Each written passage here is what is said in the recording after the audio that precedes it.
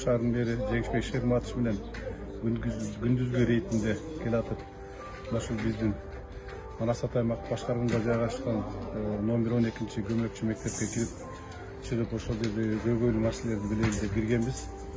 Киргенде ошол мектептин директору менен биргеликте көйгөйлүү маселелерин чогуу көрүп чыгып, анан кийин ушул жердеги 3 класстын терезеси калып кеткен экен, эски рамкалар боюнча.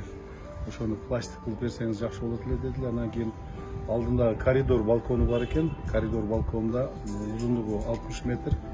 Ошол жерде балдардын коопсуздугу үчүн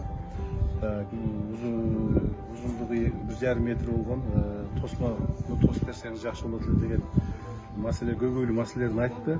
Жеңишбек Шерматович ошол жерден эле ойлонбостон бул ушуга чейин оңдолбой келген боюнча менден маалымат сураганда мурунку мэрлер дагы келип, акча каражаттын жоктугуна байланыштуу жасалбай келгендигин айттым.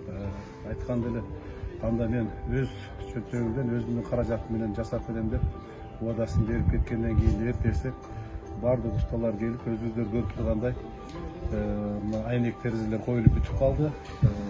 Каникул ичинде ошол узуну 60 метр болгон коридор балкондун решеткалары, тосмолору тосулуп бүттү.